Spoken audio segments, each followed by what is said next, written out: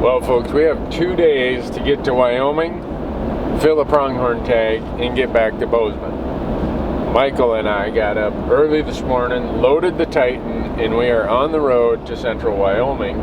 We've got this afternoon, tomorrow, and then the next morning. And then we got to be back here because we got a bunch of work to do before we head to Utah a few days later to fill my bison tag, hopefully. So, we're going to see what you can do in central Wyoming when you only have 2 days to fill a pronghorn tag.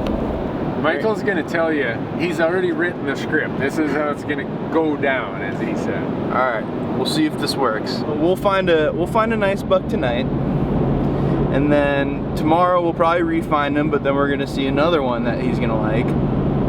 And then I'm calling it Wednesday morning is when it's all going to go down. All right, so today's Monday. So Monday evening we're going to find a nice buck, you say? Yes.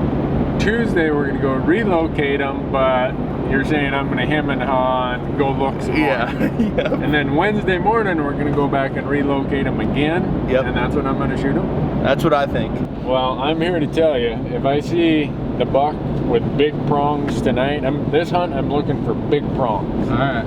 If I see some dude with 6.5 inch prongs, which is a rare commodity, boom, the window shopping is done.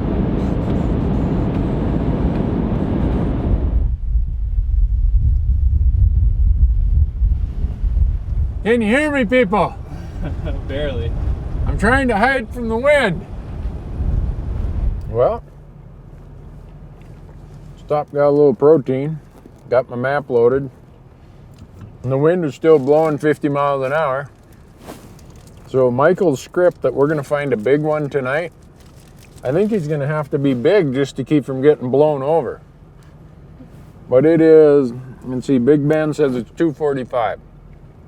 We've got 4 hours to go find him. 4.5, something like that, to go find that big pronghorn Michael's talking about.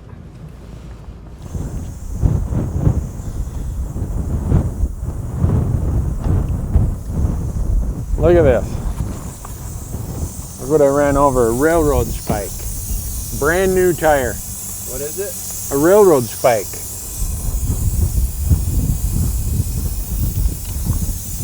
Look at that. Oh my god. Well, this throws a wrench in our scout plans.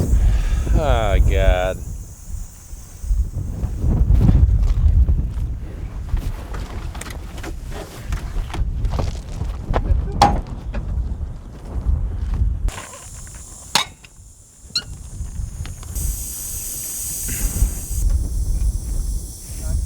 Wouldn't be a hunting trip without getting stuck or getting a flat.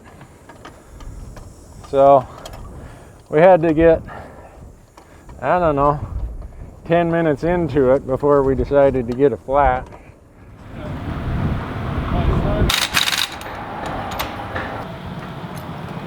We got to get going here. If we're going to pull off Michael's stunt, we're already, well, we just lost 2 hours due to another road hazard. I told the guy there, I said, can you believe I ran over a railroad spike? He said, that's the 4th railroad spike today. I'm like, what? Oh well, we're ready to go. Thanks to the guys at Kilburn Tire in Rawlins, Wyoming. Go there if you get the chance. There's 2 things you got to see in Rawlins. Kilburn Tire, if you get a flat, hopefully you don't, and Jerry's Donuts.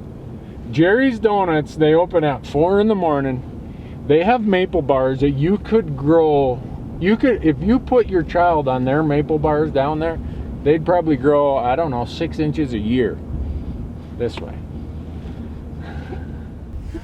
Well, we're out here. The wind's blowing so hard I had to hide in this little coulee and still put the truck at my back to just block the wind so everything doesn't shake and vibrate. Got a group of antelope out of here. Can't tell what they are, but with my new super spotter from Leupold, I'm gonna find out. Driving in here, you see tons of them. One of the things with Wyoming is there's an oil and gas road on every ridge and in every basin.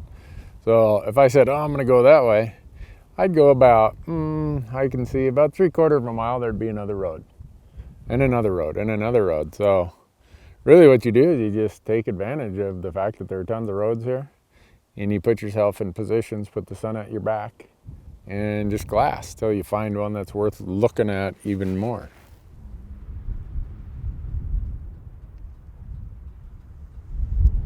Well, what we've got here is a nice buck out there. I'm going to mark him on my GPS and come back tomorrow and look, try to get a better look. He's hanging out in this cut that's all shadows, and he definitely is a nice buck, but with the wind blowing this hard and with him over a mile away in those shadows at this time of day, it's hard to tell for sure. Other than I can tell he needs closer inspection. Well, he's got good prongs and good lower mass. Not huge prongs, I'd say a little over 5 inch. But I think he's not quite 15 tall.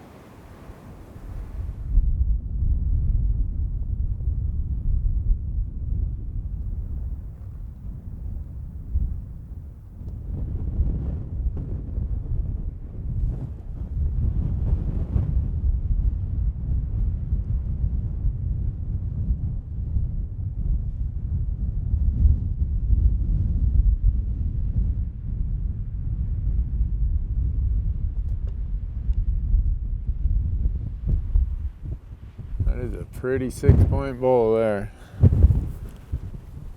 Not huge, but I'd shoot him anywhere I hunt.